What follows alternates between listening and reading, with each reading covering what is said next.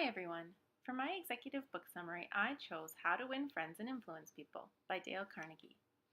This book was published almost 80 years ago in 1936 and has sold over 45 million copies worldwide. Put simply, this book is about how to interact more effectively and more positively with others. Carnegie takes the ill-defined problem of dealing with people and organizes his book into 4 parts that each contain easy-to-follow principles to build better and more effective relationships with others. Some leadership theories that can be tied to the principles in this book include situational leadership, trait theory, servant leadership, and authentic leadership. Part 1 is titled Fundamental Techniques in Handling People.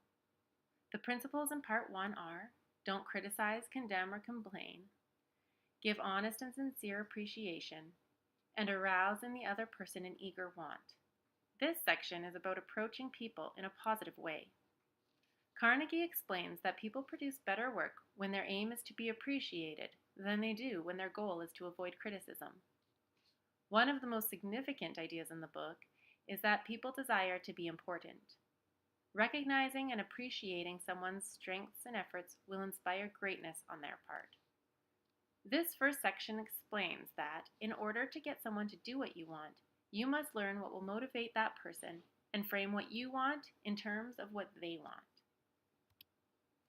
Part 2 is called 6 Ways to Make People Like You.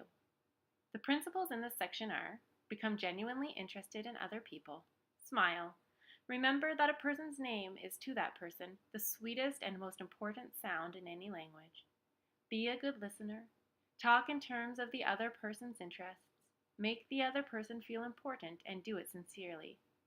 In this part of the book, Carnegie outlines how to make a good impression and how to be a good conversationalist. Part 3 is called Win People to Your Way of Thinking.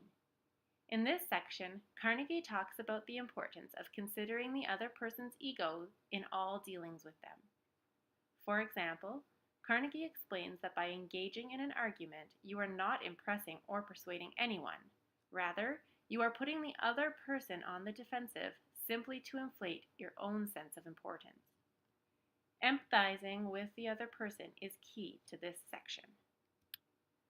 Part 4 is called Be a Leader.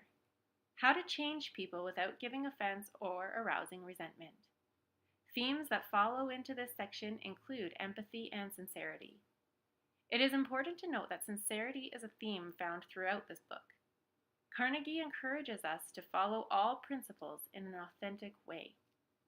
This stipulation is what makes the book's ideas admirable rather than self-serving and manipulative.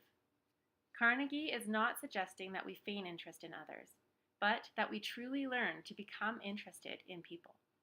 I hope you enjoy my book summary, and I look forward to hearing your feedback.